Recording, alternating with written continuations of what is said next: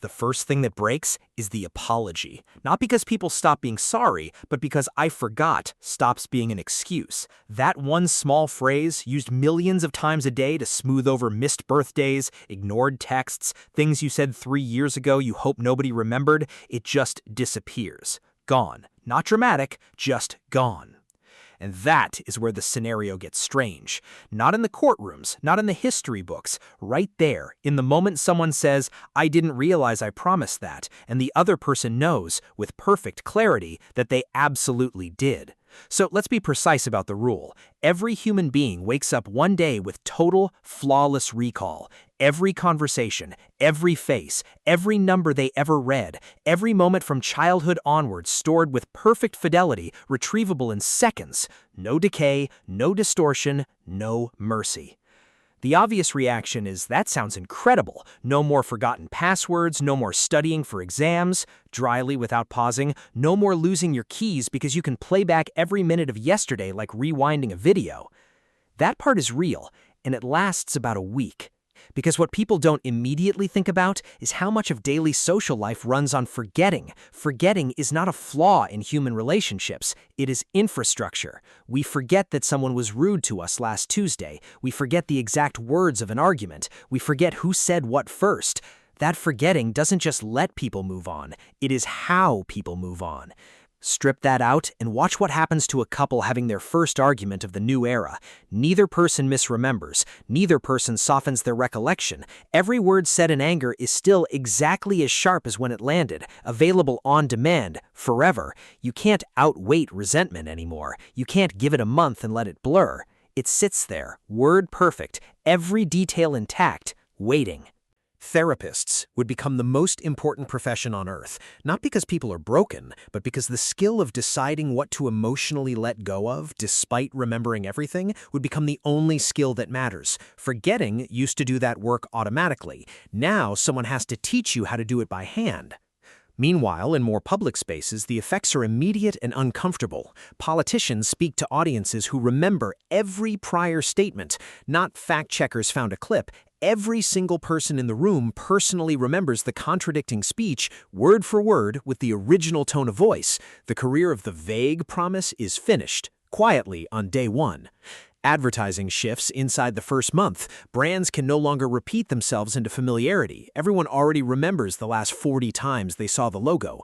Repetition, one of the oldest tools in marketing, stops working entirely. A new industry has to invent what comes next.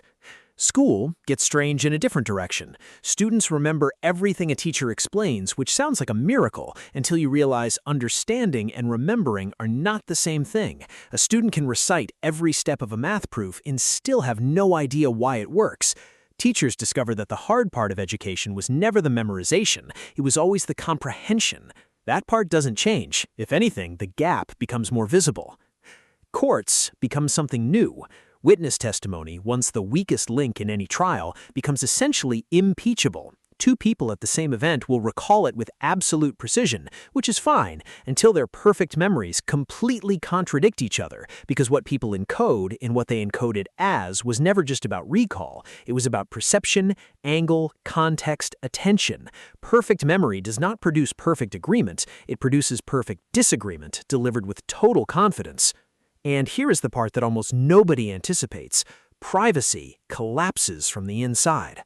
Not because governments gain new surveillance powers, because every person becomes an undeletable record of everyone around them. Every conversation you have is now permanently stored in someone else's head with full audio fidelity and context. There is no off the record. There is no plausible deniability. Anything you say to a room of 20 people is now archived across 20 perfect memories, none of which can be corrupted, all of which can be recalled under oath. The culture of saying things unofficially, the background conversation that actually runs most workplaces, most families, most politics, that culture starts to disappear. People become careful, very careful, dryly, and carefulness at scale starts to look a lot like silence. Within a generation, a new social norm would probably emerge, the deliberate, conscious, agreed-upon decision not to bring something up. Not amnesia, the opposite, perfect recall combined with a mutual agreement to act as though a memory doesn't exist. It would become the new form of forgiveness, not "I forgot what you did," but "I remember exactly what you did, and I am choosing, out loud, not to use it." That ritual would matter enormously, because the ability to forget used to be passive and effortless. This new version would require intent. It would be something you had to mean. The world wouldn't become smarter, it would become more precise, more accountable, and considerably more exhausting. The things that made memory feel like a gift, learning, recognition, continuity, those remain. But the invisible labor that forgetting used to do for free, the daily maintenance of every relationship you've ever had, suddenly that's yours to carry. We never noticed forgetting was doing anything. That's the whole point.